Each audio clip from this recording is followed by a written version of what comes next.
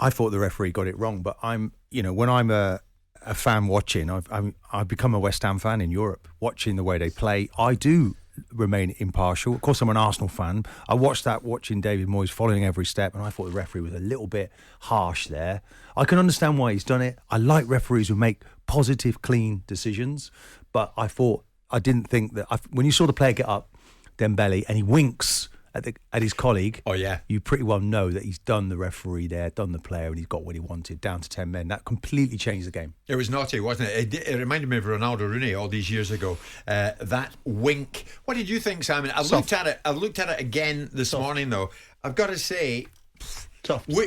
Had it been the other way, right? Okay, had it been the other way, and it had been Antonio through. But it wasn't.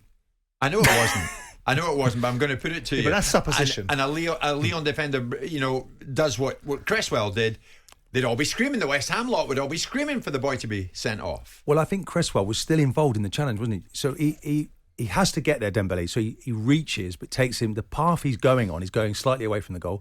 Zuma is there as well. The goalkeeper's coming out. He's through and goal. Yeah, but is it a clear goal-scoring opportunity? Do you think he would definitely have scored? Pretty much. I think the player was delighted to go down there because he was never going to score from there. Yeah. Supposition. Incident. That's what I shout at you and you go off at a tangent all the time. I don't go off on tangents. I always have coherency behind my point. It's a soft penalty. He's got the wrong side of the player. He's out of position in the first place. But notwithstanding it, it's a lightweight penalty. And if you'd been the West Ham shouting for it, you'd be equally as wrong to suggest that was a sending off for a Lyon player. It's not a great decision from the referee. You can see why he's made it, because it's clumsy positioning from Cresswell, and it looks worse than it actually is at full tilt. Yeah. When we start to break it down with the luxury of being able to see things from all angles, then we get the luxury of saying that's a bit soft. But then again, we're not trained to be a referee operating at high speed that should be able to determine the outcome of a situation based upon his knowledge of the game and seeing what's happening in front of him and have that peripheral vision. VAR looked at it and agreed with the ref. And again, so the proper protocol was. But that beggars. To me, I think it's a very soft decision. I'm not entirely sure that the referee is right. If you were looking, did you not feel though the referee was very tough on West Ham throughout the match? I mean, even Bowen's booking right at the end, I thought that was an accident. And he's very quick to get the yellow card out. So, and Moyes gets booked as well, of course, at half-time, more because of his demeanour, I suppose. He probably wouldn't have been able to understand what David Moyes was saying. But German referee is pretty experienced, wasn't he? Yeah, but there's a past with this referee, isn't there? On the night, I mean, I think he's actually quite a strong, good referee, but we're going to talk a little bit later about time wasting and all the rest of it. And then should that be taken out of the hands of the referee? Okay. Should it be a timekeeper that we have? Well, we're going to get into all that. These top games? That's a good question. There's one message. Morning, Jim. Red card every day of the week and twice on Sundays. Mind you, Spurs Andro would say that. Rangers go to Carlos Carvajal's backyard to Braga, lose 1-0, but they're still very much in it. And yet, Simon, there's a whole bunch of Gio van Bronckhorst, the manager, anti-Gio sentiment beginning to bumble under at the surface. Rangers, many Rangers fans not happy that Van Bronckhorst is the man entrusted to take Rangers forward. This was Van Bronckhorst post-match saying, "No, what's the fuss? We're still in it."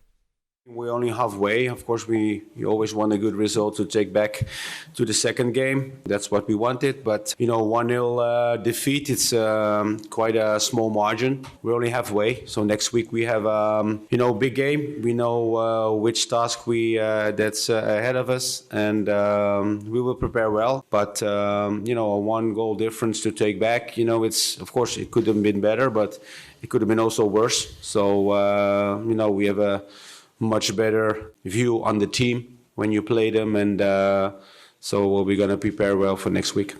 I think the Rangers, some of the element of the Rangers support needs to pipe down, Simon. I mean, they're still. I could understand it if it was 3-0, 4-0 to Braga. It's not. They're still very much in it. They can do them at Ibrox. Yeah, of course they can.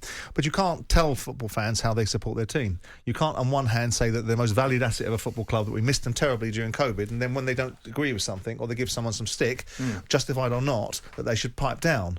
Because that's the reality of the territory that football fans... There's an element of them, Simon, have had a lot to say for themselves of late. We don't need your $4 million from that game in Australia against Celtic, now they're having a blast at Van Bronckhorst. But that's up to people that run the football club to decide how they're going to run the football club. If they want to bow down to the tyranny of the minority, that's entirely up to them.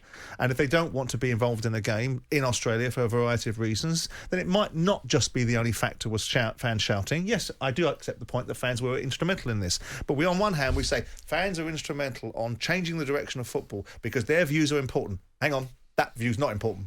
Keep that view to yourself. You can't have that argument. It's not time to panic, is it? There's 2 defeats in a week. It's the game losing against the Old Firm, as we can still call it the Old Firm now, can't we? Or the Glasgow Derby, as some of the Celtic fans.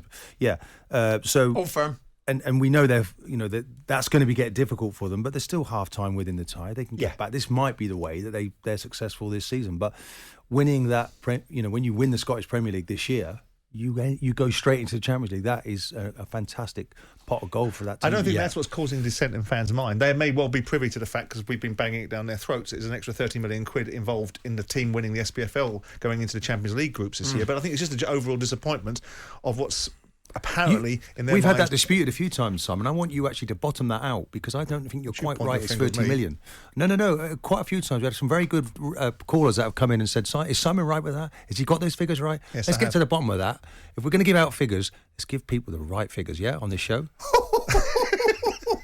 You gotta love Arsenal invincible Martin Keown. The producer's working on that right now. The benefits Simon, of being in the Champions League group is about. You were coming earlier this 31 morning. I might have asked you million this before. No. I know it. I know figures aren't your strong point, but I know it to be in and around about 30 million quid. I tell you what it is. 30 it's million. significantly more than playing in the qualifying stages that the Scottish teams have done previously. Yeah. So there is somewhere between a 25 and 30 million pound.